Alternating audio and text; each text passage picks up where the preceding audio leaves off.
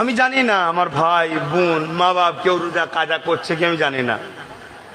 তবে ডাক্তার যদি খুব কড়াভাবে নিষেধ করে, জান বাঁচানো ফরজ, জান চলে যাবার ভয়ের যদি কারণ থাকে, সেটা নাচারের মশলা আপনি ছাড়তে পারেন, পরে কাজা রেখে দেবেন।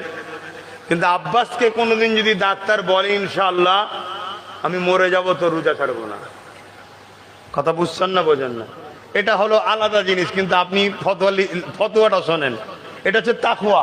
এটা কি তাকওয়া? ফতোয়া কি বলছে? ডাক্তার যদি বলে যে আপনি যদি রোজা রাখেন আপনার যা শরীরের কন্ডিশন, অ্যাক্সিডেন্ট, আপনি মারা যেতে পারেন। আমি জানি আল্লাহর হুকুম নালে মরবে না, কিন্তু ডাক্তার দেখার আল্লাহ বুদ্ধি দিয়েছে, সেই জ্ঞান থেকেই তারা বলে। এই জন্য ডাক্তারের মতামতকে মানতে হবে, এটা হলো ইসলামের মসলা। আপনি যদি রোজাটা না রাখেন, ডাক্তার যদি মানা করে থাকে, পরে যদি সুস্থ হয়ে রেখে দিতে হবে, অবশ্যই শর্ত, এটা চলবে। ইচ্ছা করে যদি আমার কোনো ভাই বোন মা বাপ রোজা না রেখে থাকেন, আমি জানি না, আশা রাখছি সবাই রেখেছে, যদি না রেখে থাকেন, আজকে তো শুনলেন কত বড় নিয়ামত রোজাদারদের জন্য, তওবা করুন। বাকি যে কটা আছে রেখে দেন, যেগুলো কাজা হয়েছে পরে রেখে দেবেন।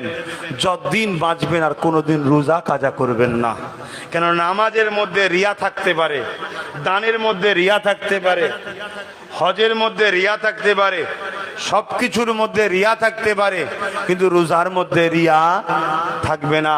কেন রোজা একমাত্র আল্লাহর জন্য হয়। দরুদ শরীফ আল্লাহুম্মা